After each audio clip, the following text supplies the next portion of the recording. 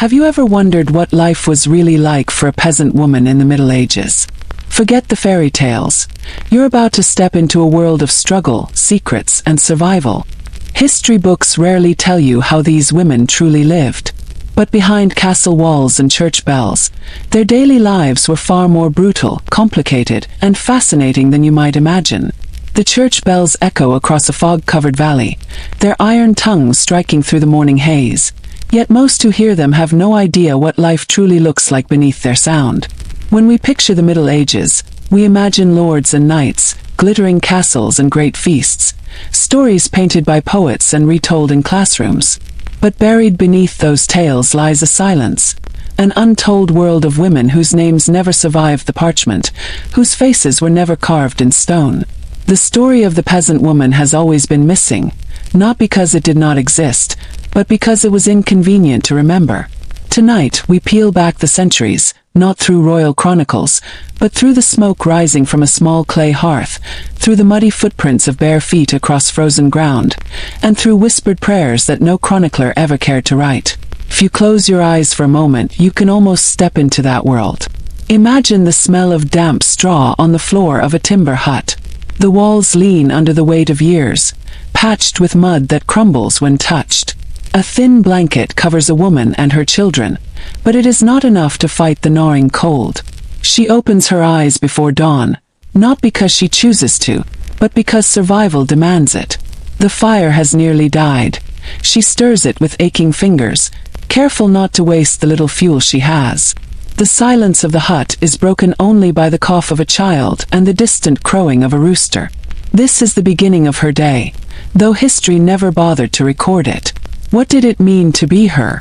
To carry a life dictated by men, by land, by faith, by hunger? We are taught to think of medieval women as passive figures, bound to their homes, voiceless in courts and invisible in chronicles. Yet when you look closely, the truth is stranger and more unsettling. These women worked harder than most men alive today could endure, their spines bent under the weight of baskets, their hands calloused from endless labor, their faces aged by sun and cold long before they reached 30. But it wasn't only the physical struggle. Behind every task was a constant fear. The fear of sickness with no remedy, the fear of childbirth that might claim mother or child, the fear of the church's gaze branding any independent thought as dangerous, the fear of neighbors whispering a single word, witch. And yet there was more than fear. There were secrets. Tiny, precious fragments of knowledge passed from mother to daughter, often in whispers by the hearthlight. Herbs gathered in hidden corners of the forest, charms spoken under the breath, rituals that blurred the line between faith and superstition. These secrets kept communities alive. A fever cooled, a wound healed, a birth guided by a steady hand. But these same secrets could also condemn. To the church, a woman who healed outside their blessing was not a helper. She was a threat, and threats were not tolerated. So behind every healing touch was a risk, a shadow, the possibility that tomorrow the village might turn against her. The mystery deepens when we ask, how much of what we think we know about these women is true, and how much is distortion? Our image of the medieval woman comes filtered through the pens of monks, priests, and chroniclers, men whose duty was to protect the order of society, not reveal its cracks. They told us women were weak, that they were temptresses, that their only virtue lay in obedience. But do we really believe that a civilization could survive if half its people were only shadows? Well, the truth is simpler and far more powerful. Peasant women held villages together. Without them, there would have been no harvests, no children carried into the next generation, no survival in the face of famine and plague. Their strength was invisible only because it was inconvenient to admit. Think of a village road, churned with mud after rain. A woman walks, carrying a jug of water on her head, a child at her hip, another tugging at her skirt. Around her, men are at work in the fields, but she too will join them soon, her own labor equal if not greater. Yet in the eyes of law, of church, of history, she is almost nothing, without property, without rights, without voice. Isn't it curious that the people who carried the greatest weight were given the smallest place in memory? That paradox is the beating heart of this story, and it is where the mystery begins. Because for every scrap of record we have, A baptism in a church ledger, a name on a tax list. There are 1,000 stories lost. How many women laughed by the fire, joked with neighbors, dreamed of lives beyond the village? How many cried alone at night, holding stillborn children or watching their husbands leave for wars that were not theirs? How many carried love in their hearts that no song ever honored? This silence is not natural, it is deliberate. And when silence is deliberate, it is a clue. So we dig into that silence. We search not in the gilded manuscripts, but in the fragments. Charred cooking pots, bones buried hastily in shallow graves, letters of accusation that condemned women to humiliation or death. Each fragment tells a story of life beneath the surface, of women who were never meant to be remembered. Why erase them? Because power needs silence. The nobility needed the peasants to be faceless laborers. The church needed women to be obedient servants, and historians for centuries were content to let that lie remain. But here now we are not content. Imagine, then, how unsettling it feels to pull back the curtain and see the truth. That the fairy tales were half-truths. That the peasants who bent their backs in the fields lived harder, sharper, more dangerous lives than the knights in armor. That the women who carried water and grain also carried knowledge, resilience, and stories that frightened those in power. The question that remains, the mystery that drives us forward, is this: what exactly did it feel like to be her? Not the romanticized peasant girl of paintings, but the real woman. Mud on her hands, fear in her heart, a stubborn spark of hope in her chest. To uncover that truth is to confront an uncomfortable mirror. How easily we forget, how quickly we erase, how willing we are to build stories on silence. And it is only by walking into that silence, by tracing the footsteps she left in mud and memory, that we begin to see her. The first light does not rise gently here. It creeps like a thief over the thatched roofs of the village, sliding across fields damp with night's frost, seeping into the cracks of wooden shutters where a woman stirs in uneasy sleep. She is not awoken by comfort, but by necessity. The rooster may crow, but her body knows before the bird that another day of labor has begun. The air is cold, colder than what we can imagine, because her hut does not keep the night out. The wind breathes through every gap in the wattle and daub, chilling the small children who huddle beside her, their breath fogging faintly in the dark. She sits up, her bones aching though she is no more than 25. Her life's toil making her older than her years. Her eyes adjust to the dimness. The fire, so carefully kept alive the night before, has nearly died. Only faint red coals blink weakly beneath ash. She kneels, blowing gently, coaxing a spark into a flame. A cough rattles from her youngest, a reminder that winter is cruel to the weak. She wraps him tighter in a woolen cloth, though it is moth-eaten and damp. There is no pause, no luxury of staying in bed until the sun fully rises. The village does not wait for her, and neither does hunger. She lifts the wooden door bar and steps outside. The village is still cloaked in a pale mist, the earth soggy under her bare feet. Few can afford shoes here. The mud squeezes between her toes, reminding her she is tied to this soil in ways both physical and spiritual. In the distance, faint outlines of neighbors also begin their day. Silhouettes bent under water jugs, men tightening the harness on oxen, children rubbing their eyes as they are shaken awake. But for her, the morning begins with silence, interrupted only by the lowing of cattle from the pen and the creak of wooden carts left overnight. The first task is water. The well sits at the village center, a circle of stone worn smooth by hundreds of hands, hundreds of mornings. She carries a jug balanced against her hip, her muscles straining from years of repetition. The path is uneven, marked by ruts carved from wagon wheels, and she treads carefully. The well she waits. Other women are already gathered, their voices hushed, not in conversation but in murmurs that blend with the sound of the rope pulling the bucket upward. Each drop that splashes on stone feels precious. A jug filled means a meal prepared, a child washed, a hearth sustained. On her return, the sun has begun its slow climb. Rays pierce the fog, lighting the smoke rising from other huts where fires are stirring to life. She kneels again inside, pouring water into a clay pot and adding coarse grain saved from the last harvest. Breakfast is not a feast. It is survival.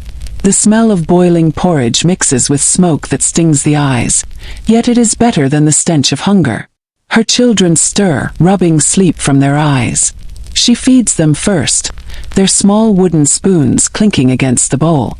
Only after they eat does she take her share, though her stomach growls louder than theirs. By now the village is alive. The smith's hammer rings faintly, dogs bark, chickens scatter, and the priest's bell tolls once to remind all that the church stands at the center of their lives. She wraps her head with a kerchief, ties her rough wool tunic tighter at the waist, and prepares for the true weight of the day.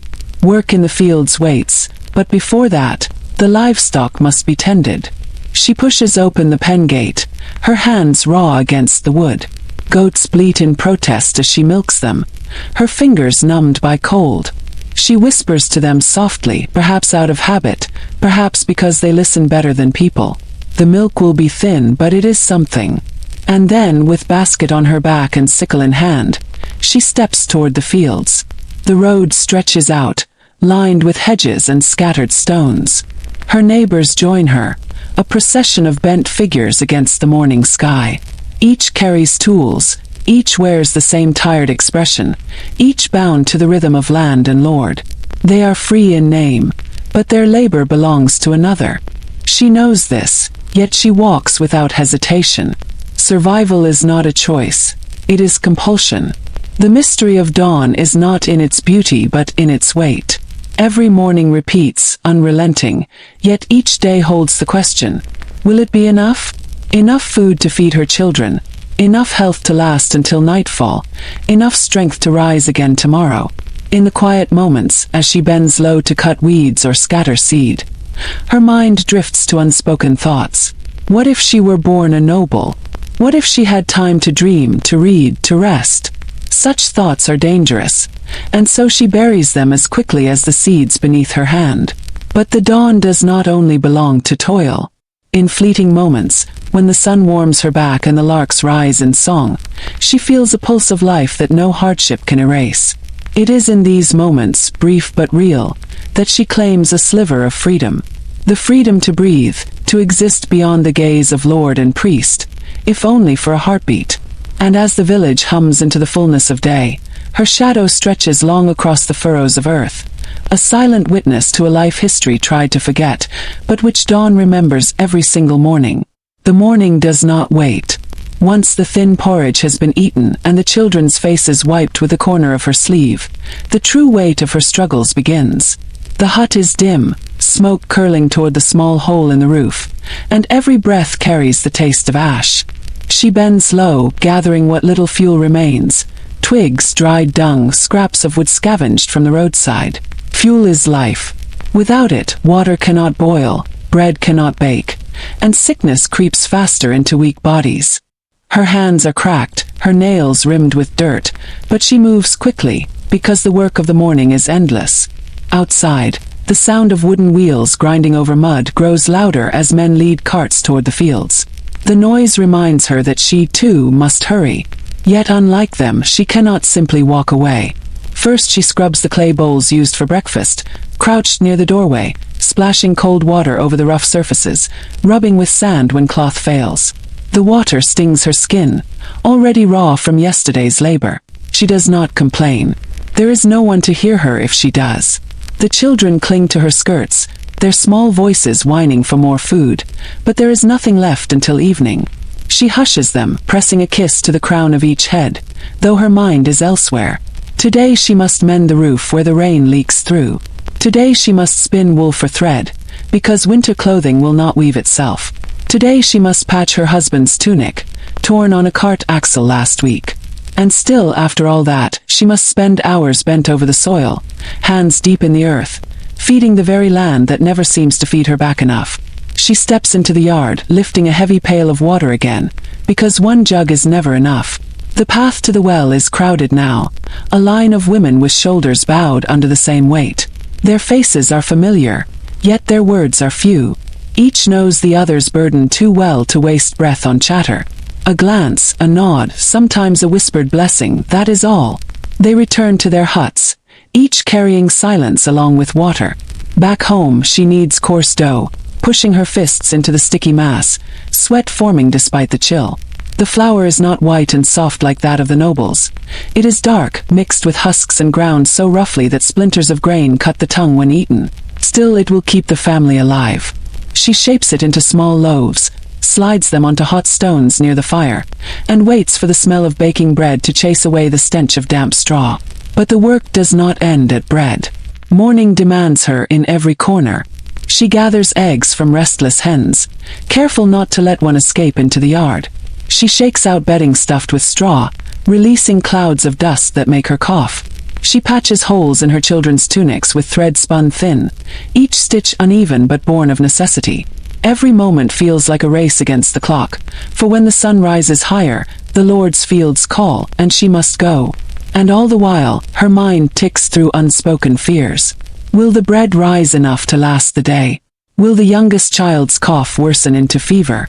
Will her husband return from the fields angry, demanding more than she has strength to give? The morning struggles are not only in her hands and back but in her chest, where worry knots itself tighter with every passing hour. Yet still she endures. She always endures. Because to falter, even for a moment, is to invite hunger, cold, and scorn. Morning is not a time of peace for her. It is a battle waged daily, unseen and unrecorded, but as real as any night's war. And as the sun climbs, she gathers her tools, ties her kerchief tighter, and prepares to march into yet another fight, this time against the soil itself. The sun has now risen, but with its light comes not comfort, only heavier burdens. Her morning work at home has already drained her arms, yet the day is far from over. She lifts the rough wooden yoke across her shoulders, the weight biting into her bones as she balances 2 buckets of water. Each step down the rutted track sends a shock of pain through her spine, but she does not falter. A stumble means spilled water, and spilled water means wasted hours. For a peasant woman, waste is unforgivable.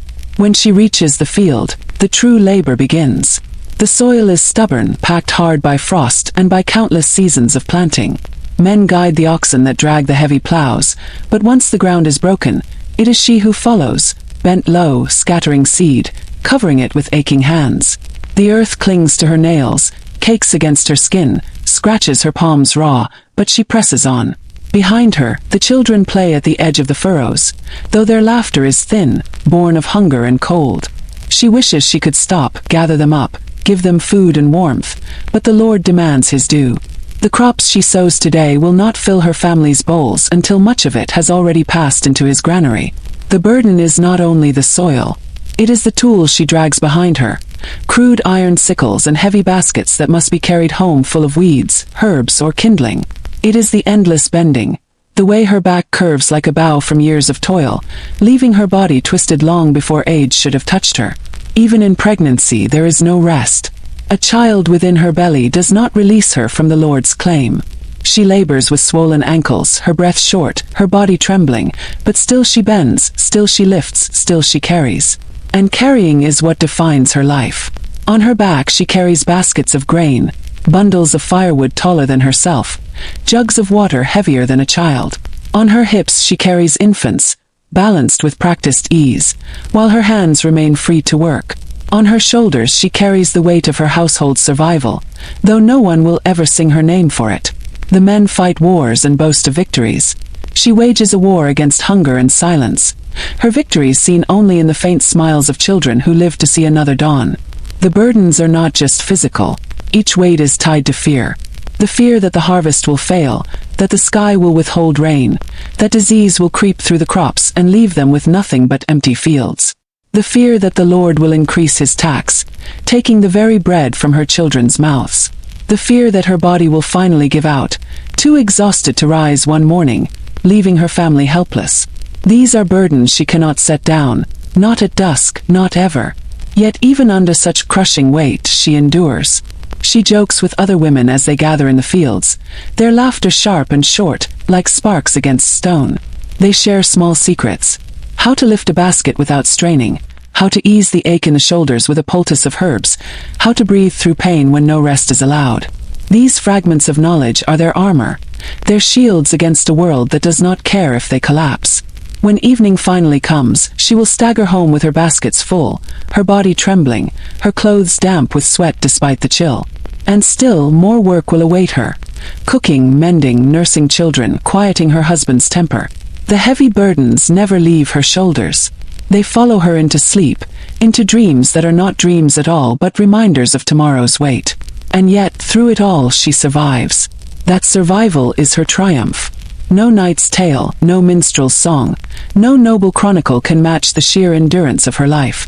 Her burdens are heavy, but so is her will, forged in silence, unseen but stronger than iron. The day stretches on, and while her back is bent under work, her clothing speaks its own truth. The garments of a peasant woman are not crafted for beauty but for survival. Rough wool, spun by her own hands or by the hands of other village women, scratches against her skin. Linen, if she is lucky enough to have it, is coarse and patched from years of wear. Her tunic is plain, cut in the simplest of shapes, designed not to flatter her figure but to allow her to bend, lift, and sweat. It hangs loose, often cinched at the waist with a rope or a scrap of cloth, not for style but to keep the fabric from dragging in the mud. There is no wardrobe to choose from, no variety of colors or cuts. The dye, if any, is dull, made from onion skins, nettles, or walnut husks.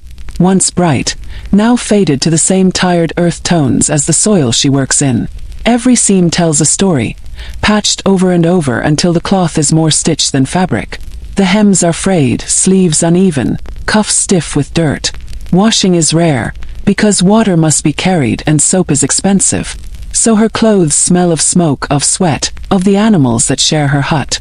This scent clings to her, and yet no one in the village notices. It is the common perfume of survival. Shoes are rarer still. Many days, her feet go bare, hardened by years of walking on frozen ground and rocky paths. When she does have footwear, it is little more than leather scraps bound with twine, soaked through in rain and stiff in winter. Her toes peek from holes, her soles blister from the stones, but she continues on. Because shoes are a luxury reserved for those who can afford to waste leather on fashion, not those who need every scrap for tools, straps, or repairs.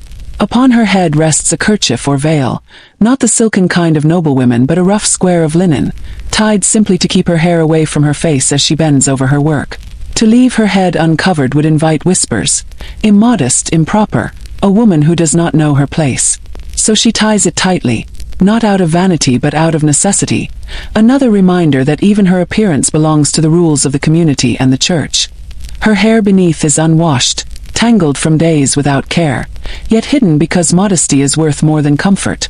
Jewelry, paint, perfumes, these are not for her. If she owns a single token, it may be a wooden cross strung on a cord, blessed by the priest, more protection than ornament. Beauty is a concept she cannot afford. To appear too proud is dangerous. To appear too poor is unavoidable. And so she walks a narrow line, her body wrapped in garments that erase rather than reveal. But what her clothing hides, her hands betray. Calloused, cracked, dirt ground deep into the lines of her palms, they tell the truth of her labor more clearly than any nobleman's record. These hands wash, mend, spin, sow, reap, cook, clean, carry, comfort, and bleed. They are never still, never soft, never adorned.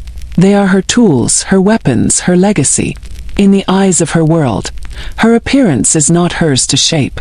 It reflects not her individuality, but her role.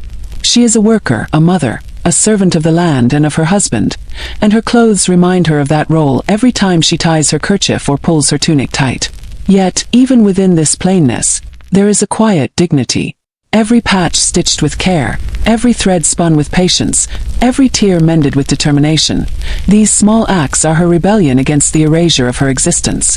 When she walks down the village path, her garments may blend with every other woman's, but each is worn differently. Each carries the weight of her unique struggle. And though history may not remember her face, her clothes, rough, patched, faded, remain silent witnesses to a life endured, a story woven not in silk but in survival. Her life is not her own, but a thread woven tightly into the fabric of her family. From the moment she wakes until the moment she collapses into restless sleep, every breath, every step, every ounce of her strength belongs to others. She is wife, mother, caretaker, laborer, and servant all at once. No boundary exists between these roles. They overlap, tangle, and consume her until her own needs vanish beneath the weight of duty. Her husband stands as head of the household in the eyes of the church and the law, but it is she who holds the home together. She serves him food before she dares to eat. She patches his clothes, sharpens his tools, tends to his moods as carefully as she tends the fire. If he is angry, she must soothe him. If he is ill, she must nurse him. If he demands more children, her body becomes the vessel, again and again, with no thought of whether she is ready, whether she can survive another birth. Her body is not hers. It belongs to her husband, to the family, to the expectations of the village. The children, too, depend on her for everything. From the moment they are born, she feeds them, carries them, teaches them, scolds them, comforts them.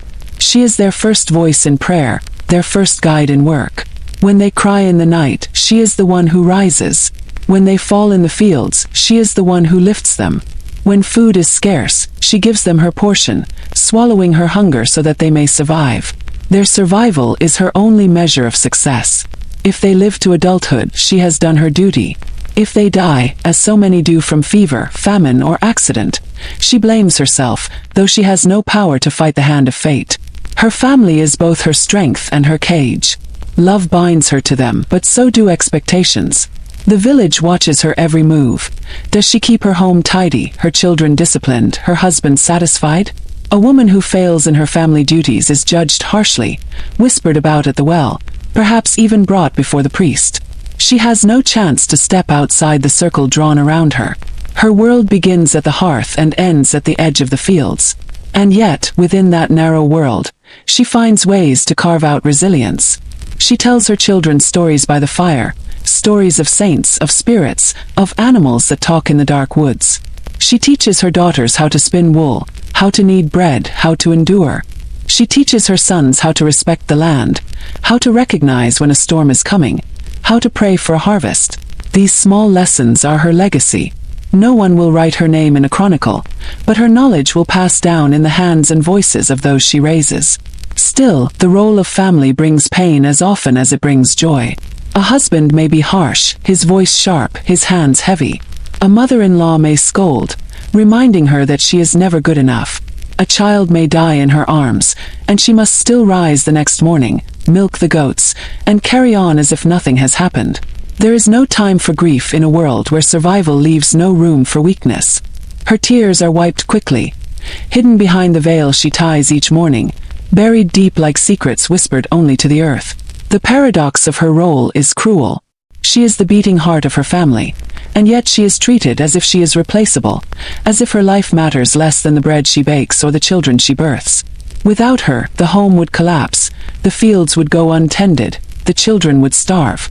And yet she is given no voice in decisions, no claim to the land she works, no recognition for the sacrifices she makes daily. But if you look closely, closer than the lords, closer than the priests, you see the truth. You see it in the way her children cling to her skirts, in the way her husband relies on her steadiness even if he never admits it, in the way her neighbors quietly admire her endurance. She may not be honored with words, but her presence is the foundation upon which her family stands. And so she endures, not for recognition, not for glory, but because love, however heavy, is also her greatest burden to carry. Her role in the family is both her prison and her power, invisible to history but undeniable to those who lived under her care. The church bell tolls again, and with its echo comes a shadow heavier than any basket she has ever carried. Faith surrounds her, presses against her from every side, shaping her thoughts, her choices, even her fears.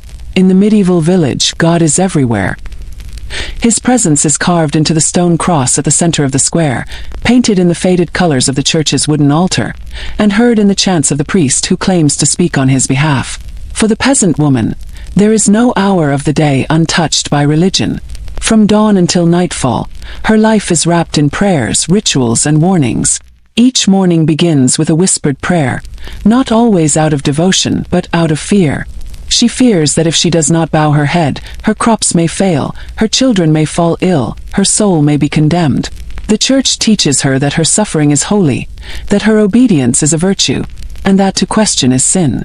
And so, even when her body aches and her spirit falters, she kneels on the cold church floor each Sunday, her kerchief pulled low over her face, her hands clasped so tightly the knuckles turn white.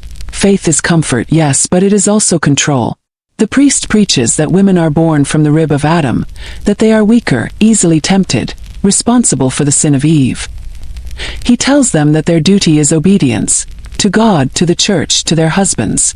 These words echo in her mind long after the sermon ends, reminding her that even her thoughts are not her own. To dream of freedom, to imagine a life beyond obedience, is to risk eternal damnation. Fear sharpens this faith. She sees neighbors punished for gossip, accused of sin for small mistakes. She hears stories whispered of women condemned as witches for knowing too much, for healing too well, for daring to live outside the rules. The fear settles into her bones, shaping every word she speaks, every action she takes. She teaches her daughters to walk with eyes lowered, to speak softly, to obey quickly, not because she believes they are lesser, but because she knows the danger of being noticed. And yet, faith is not only chains. It is also the only promise of justice she will ever hear. When she prays at the wooden cross, she clings to the belief that her suffering has meaning, that in heaven she will find peace denied to her on earth. She whispers prayers for her children's health, her husband's safety, her own forgiveness. These prayers are her lifeline, fragile but unbroken, carrying her through days when the burden feels unbearable. The village itself moves to the rhythm of the church. Bells mark the hours, feasts mark the seasons, fasts dictate what she may eat. Even her work in the fields bends to the church's calendar. Holy days of rest enforced, though rest for her means only different labor at home. Weddings, births, deaths, all are bound to the priest's blessing. Without his words, life feels incomplete, unsafe, cursed. But in the quiet corners of her hut, another layer of faith exists. A faith older than the church, whispered by mothers to daughters, carried in herbs and charms. She ties a sprig of rosemary above her child's bed to ward off fever. She murmurs a rhyme while stirring the pot, half prayer, half spell. These small acts are her secret defiance, her way of taking power back from a world that gives her none. To outsiders, they are superstition. To her, they are survival. Still, she never lets these secrets be seen. The same hands that cradle herbs also fold neatly in prayer when the priest passes. The same lips that whisper charms also murmur the Latin hymns she barely understands. To live in this world is to balance on a knife's edge between faith and fear. One misstep could destroy her. And so, her days are governed by obedience, her nights by whispered prayers, her heart by the constant tension between hope and dread. She does not choose this balance.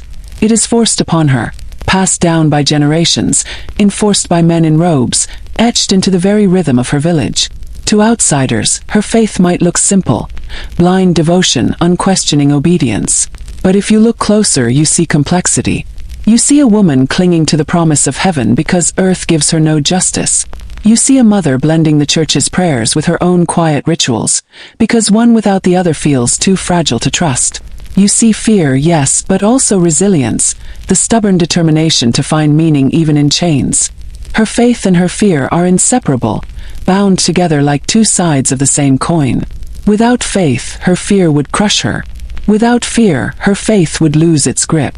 And so she walks each day under the shadow of the church, head bowed, hands busy, heart heavy, always caught between hope for salvation and fear of damnation. Illness comes quietly in the village, and when it arrives, there is no doctor waiting with remedies or comfort. A cough that lingers, a fever that burns, a wound that festers. Each one is a threat that can steal a life as swiftly as war or famine. For the peasant woman, sickness is not a distant fear. It is a shadow that follows her every step. She knows this shadow too well. A child's soft cry in the night turns into wheezing by morning.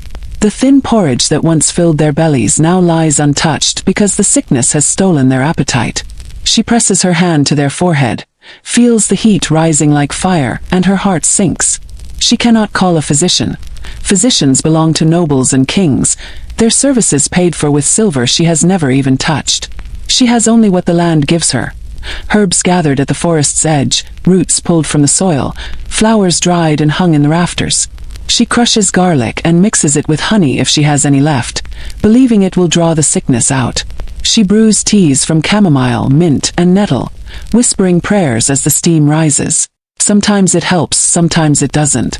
She knows that her remedies are fragile shields against a relentless enemy. And when they fail, she has only her arms to cradle the suffering, her lips to murmur comfort, her prayers to beg mercy.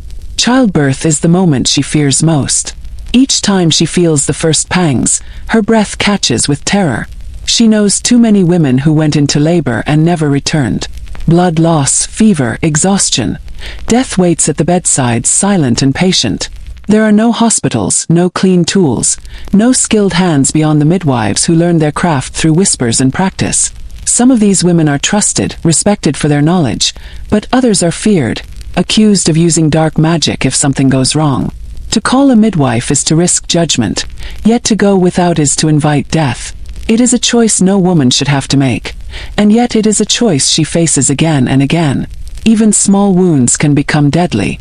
A cut from a sickle, a scratch from a thorn, a blister from endless labor. Any of these can fester into infection.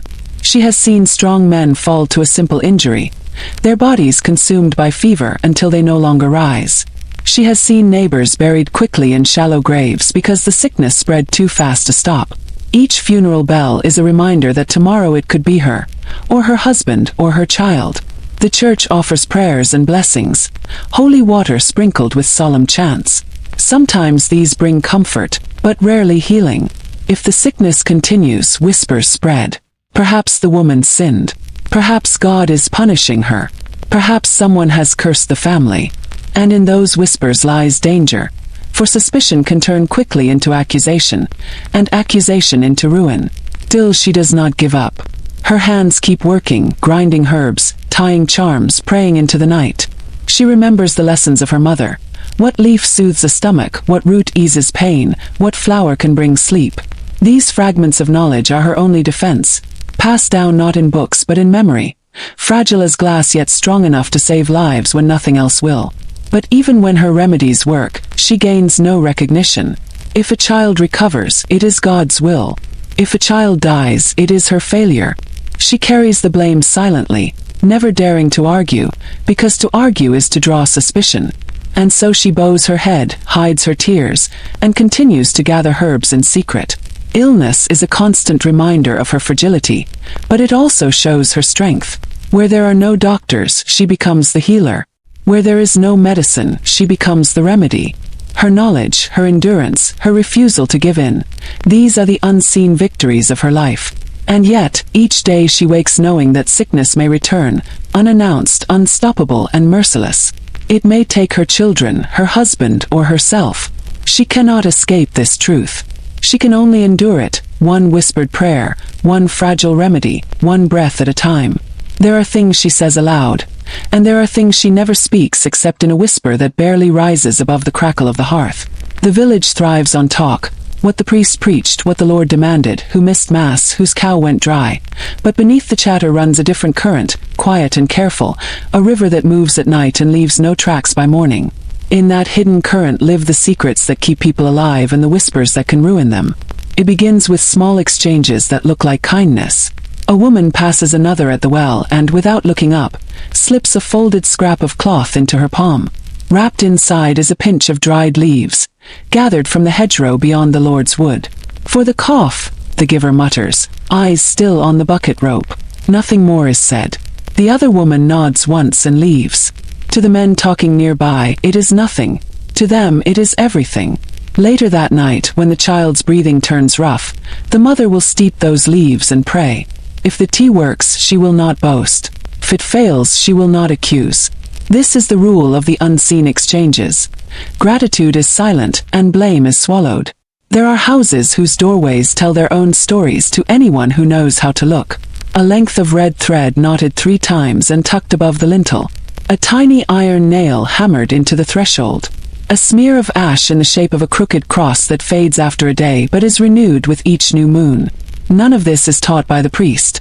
All of it is taught by women, woven into work the way straw is woven into thatch. She does not call it magic. She calls it what our mothers did. In the long months when the evenings fall early and the fields sleep under frost, small groups of women gather to spin by firelight. They bring distaffs and wool, babies and worries. They talk softly about weather and prices while their fingers move. But when the door creaks, voices drop to a hum, and the talk turns safe. When the door closes again and the wind hushes outside, The hum deepens. Songs start, old melodies with verses that change from mouth to mouth. Some verses hold instructions hidden in rhymes: where to find the herb that stops a fever, when to cut nettles so they sting less, how to lay a newborn so the breath doesn't catch. Children listen from the shadows, learning without knowing they are learning. Later, they will remember the melody when they need the knowledge, and the village will continue. There is also a code for grief, a way to mourn without angering heaven. If a woman loses a child, the other women do not offer explanations. They offer presents. A bowl of soup left by her door. A small wooden token carved with a simple sign. Sometimes a star, sometimes a sheaf of grain, placed on her windowsill before dawn. The token means, "We know, we remember, we carry this with you." No man asks where the token came from, and no woman says. The priest might call it superstition, but he cannot forbid kindness. Secrets grow easiest in the cracks the world leaves open. Some secrets are heavier. A bruise she covers with her kerchief. A hunger she hides so her children won't see. A missed period that brings not hope but fear, because there is no room for one more mouth. For these, there are whispered remedies that carry danger in their names as much as in their use. She has seen what happens when a remedy goes wrong, how the body breaks its silence with blood.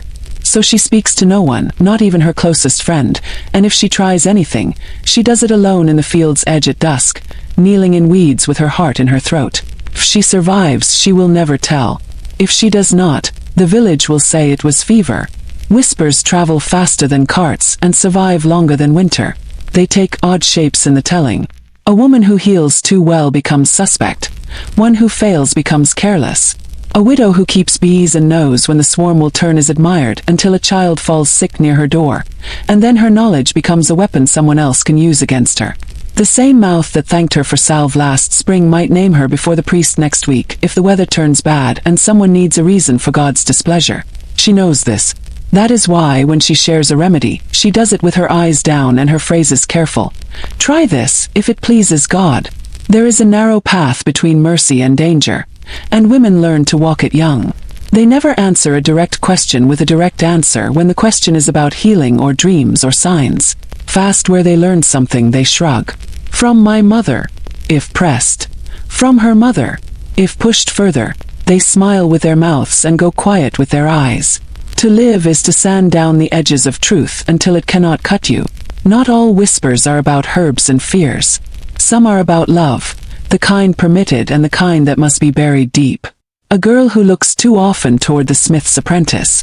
A young wife whose husband drinks and sings too loudly and whose laughter fades like smoke once the door closes. The women do not judge quickly. They notice, they mark, they place a little extra bread into a basket that is too light. Sometimes, with the precision of a midwife's hands, they arrange a thing to go differently. A cousin visits and stays long enough to help. A task that would have kept a wife near her husband is suddenly claimed by a neighbor. No one calls it rescue. They call it a change of plans. There are men who know some of this and pretend not to. In a small village, pretense is another form of mercy. The reeve looks the other way when a woman takes fallen wood from the Lord's forest after a storm, though the rule says she cannot. The priest accepts that the women will lay a sprig of yew under a sick child's pillow and does not ask who placed it there, because he has learned that denunciations make enemies and enemies make empty pews. Even the Lord's steward, who counts everything, sometimes forgets to count a little flour missing from a sack when he sees who is carrying it away. Mercy, too, must be whispered. But there are lines that, once crossed, cannot be smoothed by silence. Cow dies suddenly. A hailstorm flattens rye in one field and spares the next. A newborn fails to breathe. Fear spreads like mold in damp straw, creeping into corners, turning caution into suspicion. It only takes one voice to harden into accusation, and once spoken, accusation grows legs. People remember every odd thing they have seen. The widow's bees swarming at the wrong time, the midwife's eyes that seem to notice too much, the herb bundle drying in a girl's rafters. A story is built from scraps. A kettle that steamed at midnight, a shadow moving near the hedgerow, a whisper caught and misheard. By the time the priest is asked to visit, the ending has already been chosen. She knows this too. That is why she carries her secrets like coals cupped in her hands. Hot enough to keep her family alive, close enough to burn her if she stumbles. She never gathers herbs where others can see. She never speaks remedies in the open square. If she must teach her daughter, because knowledge not passed on is knowledge buried, she does it while they work, tucking instructions into ordinary tasks.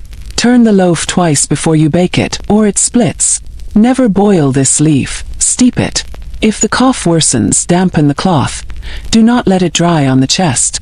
To the untrained ear, it is kitchen talk. To the girl watching her mother's hands, it is a book with pages made of steam and flour. Some nights, when she cannot sleep, she sits by the dying fire and listens to the house settle. She thinks of everything she knows that no one will ever write down. Where the first primroses open in spring, even in a lean year. How to coax milk from a goat that has lost its kid. Which prayers soften a dying man's fear, even if she can't soften his pain. She thinks of secrets she will carry into the ground because there was never a moment safe enough to share them. The thought does not feel like power or pride. It feels like weight. Still, she would rather carry that weight than lay it down in a place where someone might pick it up and use it against her. Every village keeps a ledger no steward can read, written in favors owed and debts forgiven, in glances that say, "Not now," and touches that say, "I remember." She reads that ledger as easily as she reads the sky for rain. Today she will take nothing. Tomorrow, when the little one's cough returns, she will ask for honey and someone will find a spoonful. When spring comes, she will be the one to help at a birth, and the woman she helped will later send her son to chop wood at her door when her husband is limping. None of it is spoken aloud. The words would cheapen the bond. The whisper itself is the promise. From outside it might look like fear rules everything. From inside, she knows the truth is more complicated. Fear watches the door, yes, but it does not own the hearth. Inside, where secrets are warmed and softened, there is a different master. Care. Care that risks a name to save a life. Care that hides a bruise without hiding the woman. Care that invents rituals not because they bend God but because they steady the heart. It is not saintly and it is not safe. It is only what must be done when the world is made by people who do not carry your burdens and judged by people who do not understand your choices. So she moves through her days with two languages in her mouth. One for the world, polite, obedient, careful. One for her sisters, sparse, precise, understood without saying. If she is asked, she will swear she has no secrets. It will not be a lie. Secrets to her are not possessions but actions, small and constant, that keep a child breathing, a roof standing, a life from breaking. And when the bell tolls and people cross themselves and return to their chores, the whispers slip back into the grain of the village like threads in cloth, impossible to pull out without tearing everything apart. The days of work blur into one another, endless and heavy, but even in the harsh rhythm of medieval life, there are moments when the weight eases, when the air feels lighter, and when a peasant woman remembers that she is more than just a servant to soil and hunger. These are the festivals, the feast days, the rare escapes from drudgery that punctuate her year. On such mornings, she rises the same way she always does, before dawn, with the fire nearly dead and her children curled close for warmth. But there is a difference in the air, a hum of anticipation. The priest has declared it a holy day. The Lord has permitted rest from the fields, and the village stirs with something it does not know most days. Joy. She puts on her cleanest tunic, though clean means only that it has fewer patches than the others. She ties her kerchief more neatly, smoothing her hair beneath it. The children are scrubbed at the well, their faces pink from the cold water, their laughter louder than usual. Even her husband, who so often wears the weight of work across his brow, seems lighter, his shoulders less bent, his eyes brighter at the thought of food, song, and drink. By mid-morning, the village green is alive. Women gather with baskets, setting out loaves of bread, dried meats, cheeses saved for weeks. Honey cakes appear, sweet and golden, treasures kept for these rare moments. Jugs of ale are poured, and the first songs rise with the smoke of roasting meat. For once, the air does not smell only of sweat and mud, but of spices, of sweetness, of celebration. Children run barefoot, chasing each other through the grass. They laugh freely, not yet old enough to know how fleeting these moments are. Men raise their mugs and shout toasts, while women trade stories, their voices bright instead of weary. For the peasant woman, this is not only escape, it is survival. These festivals remind her that she is part of something larger than endless labor, that joy can exist even here. And then comes the music. A fiddler plays, joined by a drummer beating a skin stretched taut, and soon the dancing begins. She takes her daughter's hand, then her son's, and they spin in a circle, skirts twirling, faces flushed. She laughs, truly laughs, until her stomach aches, until the burdens slip away, if only for a little while. She remembers that she has a voice meant for singing, feet meant for dancing, a heart meant for feeling something more than fear and exhaustion. But even in celebration there are shadows. She knows the feast will end, that tomorrow she will rise again before dawn, her hands raw, her back bent. She knows the food will be gone, the music silenced, the joy faded into memory. And yet that memory is enough. It is fuel. It is proof that she can endure, that life is not only hardship but also fleeting sweetness. As the sun sets, the fires burn low, and the laughter softens.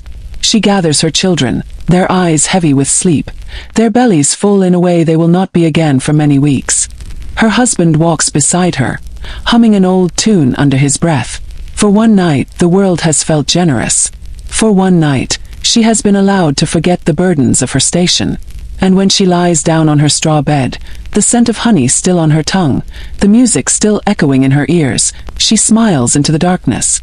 Tomorrow will come with all its weight, but tonight she carries the lightness of laughter, the sweetness of escape, and sometimes that is enough to keep her going. Justice in her world does not look like fairness, looks like fear, looks like shame. It looks like the trembling knowledge that one mistake, one accusation, one whisper against her name can end not only her reputation but her life. The law in the Middle Ages was not built to protect women like her. It was built to control them. And control was often enforced not with reason, but with punishment. If she gossips too freely, if she speaks too sharply, she risks being dragged before the village. The punishment for a woman's tongue is humiliation. She may be forced to wear the scold's bridle, an iron mask that clamps her jaw shut, its metal biting into her flesh while the villagers jeer. Or worse, she may be tied to a chair and dunked into the cold river, again and again, until her voice is drowned in water and shame. They call it justice, but she knows it is cruelty wrapped in ritual. If she steals food, perhaps only a loaf of bread to feed her starving child, her crime is not measured by her hunger. It is measured by the Lord's anger. She might be locked in the stocks, her ankles and wrists bound in wood, her face exposed to the mocking of neighbors, the spitting of strangers, the thrown refuse of children who are taught that punishment is entertainment. Hours in the stocks leave her body aching, her spirit crushed, and her dignity stripped away. The law does not ask why. It does not care if she was desperate, if her child was sick, if hunger had gnawed at her for weeks. The law sees only offense, and punishment must follow. Injustice is not an exception, it is the rule. And then there are the accusations more terrible than theft or gossip. Whispers of witchcraft. A woman who heals too well, who knows too much about herbs, who sings old songs while tending her child's fever. Suddenly she is not a mother but a suspect. The priest may question her. Neighbors may turn their eyes away, and soon the mutterings harden into claims. She could be dragged before the church court, her hands bound, her words twisted into evidence.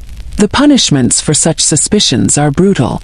Some women are beaten, forced to confess to crimes they never committed. Some are exiled from their villages, cast out with nothing but the clothes on their back. Others face worse fates, drowning, hanging, burning, and all of it justified as saving the soul of the accused and protecting the village from unseen evil. For her, justice is a word that tastes of ashes.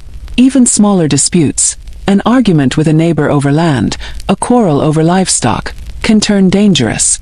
Men may settle their grievances with fists or coins, but women are judged differently. A woman who speaks too boldly is unruly. A woman who defends herself too strongly is rebellious. And rebellion, no matter how small, is punished harshly. Every step she takes in the village, she knows eyes are on her. Every word she speaks can be turned against her. And so, she learns to move quietly, to speak softly, to let her anger burn in silence rather than risk it spilling into the open. The cost of being seen, of being noticed, is too high. Justice to her is not protection. It is a weapon pointed at her, waiting for a moment of weakness. It is the church's sermon that tells her suffering is her duty. It is the Lord's decree that her labor is owed to him. It is the laughter of neighbors when she is punished in public, the silence of friends too afraid to intervene. And yet, even here there is resilience. She learns to navigate the unspoken rules, to barter forgiveness with silence, to trade secrets for mercy. She learns which neighbor she can trust, which priest might look the other way, which reeve might be softened by pity. Survival is its own kind of justice, carved not from laws or courts, but from her own cleverness and strength. Still, the fear never leaves her. It lingers in the sound of footsteps outside her door, in the tightening of her chest when her name is spoken too loudly, in the knowledge that she lives under a system where innocence is not enough to save her. For a medieval peasant woman, justice and punishment are two sides of the same coin, and both are stacked against her. Marriage, in her world, is not a promise of love. It is a contract, an arrangement shaped by survival, land, and necessity. From the time she is a young girl, her life is already moving toward the day when she will be given away. She has no say in who that man will be. Her father or her brothers decide, sometimes in exchange for a parcel of land, sometimes for a favor owed, sometimes simply to ease the burden of feeding another mouth. To her, marriage is not freedom. It is a transfer of ownership from one household to another. The wedding itself may look joyful from the outside. There are flowers braided into her hair, a rough wool dress sewn fresh for the occasion, a jug of ale passed from hand to hand among the guests. There is music, laughter, and blessings from the priest. But beneath the surface, she knows what this day truly means. It is not the beginning of a new life of choice. It is the narrowing of her world. Whatever dreams she may have carried as a child are set aside the moment her hand is placed into her husband's. Once married, her duty is clear. She must serve her husband, bear his children, keep his home, and help work his fields. Her body is no longer her own. If he demands more children, she must submit, even if her health falters with every birth. If he raises his hand in anger, there is little recourse. The law will not protect her. The church will urge her to endure. Divorce is unthinkable, separation nearly impossible. She is bound, and the chains are invisible but unbreakable. And yet, within these chains there is complexity. Some marriages grow into partnerships, quiet bonds formed through shared struggle. A husband may soften with gratitude when he sees her carry burdens heavier than his own. She may find tenderness in his laugh, comfort in his hand brushing hers as they work side by side. Love, though rarely the foundation, sometimes blooms after the walls are built. These small mercies keep her going, fragile threads of humanity woven into the fabric of duty. For others, marriage is harsher. A drunken husband, a violent temper, endless pregnancies that leave her body frail. In these homes, silence becomes her shield, resilience her weapon. She teaches her children to obey quickly, to avoid their father's anger. She hides bruises beneath her sleeves, whispers prayers into the night, and clings to the hope that tomorrow will not be as cruel as today. Her survival becomes an act of will, her endurance an unspoken rebellion against a system designed to break her. Choice for her rarely exists. She cannot choose when to marry, whom to marry, or whether to marry at all. Remaining single is nearly impossible, frowned upon by the church and punished by the harsh reality of survival. A woman alone is vulnerable, without land, without protection, without a place in the village order. And so, she accepts the path laid out before her, not because she desires it, but because it is the only path offered. Yet even here, in a world of limits, she finds moments of quiet defiance.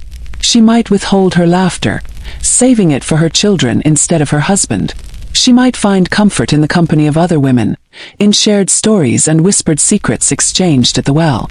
She might pray not only for obedience, but for strength, for endurance, for a kind of justice the church will never name. These choices are small, invisible to most, but to her they are lifelines. Marriage, then, is not a fairy tale. It is not a choice freely made. It is a duty, a burden, a role forced upon her by the expectations of men, of family, of church. And yet, within that role, she carves out fragments of life that are hers alone. Moments of affection with her children, slivers of laughter stolen with friends, brief sparks of love that sometimes emerge in the dark corners of duty. She cannot rewrite the rules of her world, but she can survive them. And survival, for her, is its own form of victory. At night, when the fire burns low and the children finally sleep, she lies awake staring at the dark rafters above her head. It is in these hours, when the village is quiet and no one is watching, that her mind dares to wonder. She dreams, though she knows she should not. Her dreams are not of castles or riches. Those belong to stories told by traveling singers. Her dreams are smaller, quieter, shaped by the hunger and fear of her life. She dreams of food on the table every day. Enough bread that her children never go to sleep hungry. Enough milk that their lips are not cracked with thirst. She dreams of waking up without pain in her back, without calluses burning in her hands. She dreams of shoes that do not split open after a week, of clothes that do not need patch upon patch until the fabric is more stitched than cloth. Sometimes she dreams of freedom, not in the way nobles speak of it, but freedom from fear. Freedom from the Lord's taxes that leave her cupboards bare. Freedom from the priest's sermons that make her believe every desire is sin. Freedom from the constant weight of knowing that her survival depends not on her will, but on forces she cannot control. The weather, the harvest, the men who hold power over her. In her dreams, she walks through her village with her head high, not worrying about whispers, not lowering her eyes in shame or obedience. She knows these are dreams only, yet they return to her again and again like forbidden prayers. But as surely as dreams come, fears walk beside them. She fears sickness because she has seen how swiftly it steals life. A simple cough can become death within days. A fever can leave a child cold in her arms. She fears childbirth most of all. Each time her body tightens with labor, she wonders if she will see another dawn. Too many women she has known have bled out on their beds, their babies wailing into the world as they slipped away. She knows that with every pregnancy, she bargains with death. She fears hunger too, the gnawing emptiness that returns each winter when the stores run low. She remembers years when the bread was stretched so thin that each slice was transparent, years when neighbors buried their dead because the earth had given them nothing. Hunger leaves scars that never fade. It is always in the corner of her mind, whispering, "What if next year is worse?" There are other fears she does not speak aloud. The fear of being accused, of someone calling her a witch because she knew which herbs eased a fever, because she whispered too many prayers that were not found in the church's book. The fear of angering her husband when his temper runs short. The fear of failing her children, of leaving them motherless in a world that offers no mercy. Her life is a balance between these two forces, dreams that give her hope, fears that keep her bound. And in truth, she knows her dreams will never be realized. The harvest will never be certain. Hunger will never vanish. The church will always demand obedience. Yet she holds on to them because they are hers, the only part of her life she can control. In silence, in darkness, she allows herself to imagine what might be, even if the morning will take it away. When dawn comes, she rises, ties her kerchief, and sets her dreams aside. She faces her fears with the same quiet strength she always has. But somewhere, hidden deep inside her, the dreams remain, small, fragile flames that refuse to die out. And perhaps that is what keeps her alive. Not the bread she bakes, not the burdens she carries, but the fragile hope that life could be more than just survival. History remembers the kings who wore crowns, the knights who carried swords, and the lords who ruled over lands. But it forgets the women whose hands fed those kings, whose labor sustained those lords, whose sacrifices raised the children that became the next generation. The medieval peasant woman does not live in chronicles or grand poems. Her name is not carved in stone, her face not painted in color, her words not written on parchment. And yet, without her there would have been no history at all. Her legacy is written in silence, woven into the fields she tilled, the children she carried, the homes she built from little more than straw and mud. Every loaf of bread she baked, every garment she mended, every wound she healed became part of a larger story. It is a story that does not glorify power or wealth, but survival. She endured hunger, disease, punishment, and fear, and still she rose each morning to begin again. That endurance is her legacy. Generations pass, but her reflection lingers in the traditions that survive. The songs sung at harvest, the recipes whispered from mother to daughter, the remedies tucked into the folds of memory. These are her words, though she never wrote them down. The way villages learned to care for one another, to share food in times of famine, to help neighbors through loss. This too was shaped by her resilience. She may not have worn armor, but she carried battles heavier than steel. Her reflection is also found in the resilience of women today. The quiet strength, the ability to endure hardship without recognition, the way love for children can drive impossible sacrifice. All of this was carved first into women like her. They built the foundations of societies without ever being thanked. They lived unseen so others could live at all. And though she died without her name recorded, her blood flows still in countless descendants who will never know her face, but who owe their existence to her survival. She lives in the unbroken line of humanity that continued because she refused to give up, even when every force around her tried to break her. The tragedy is that she was invisible in her own time, and remains invisible in ours. But invisibility does not mean absence. Her strength was real, her endurance extraordinary, her sacrifices immeasurable. The silence of history cannot erase the truth that without her, there would be no story of kings, no castles to marvel at, no villages to romanticize. Her legacy is not one of glory, but of necessity. And perhaps that is the greatest reflection of all, that the world is built not by those who sit on thrones, but by those who kneel in fields, who mend in the shadows, who suffer without recognition.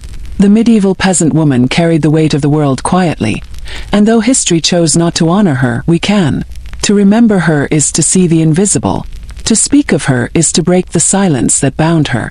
To reflect on her life is to admit that the strength of humanity rests not on the shoulders of the powerful, but on the bent backs of those who had no choice but to endure. And in that reflection, her legacy lives forever. So when you hear stories of kings, lords, and knights, remember this. None of them could have existed without the forgotten strength of the peasant woman. She carried the weight of hunger, fear, and endless labor, yet still kept her world alive. History erased her name, but the truth is simple. Without her, there would be no story at all. You've just stepped into the hidden world of medieval peasant women. Lives history tried to forget, but which carried entire villages on their shoulders. Now I want to know what you think. Would you have survived even a single day in her world of hunger, fear, and endless labor? Share your thoughts in the comments, I'll be reading them all. And if you found this journey eye-opening, don't forget to subscribe. We're on the road to 1,000 subs, and every click of support helps bring more forgotten stories like this back to life.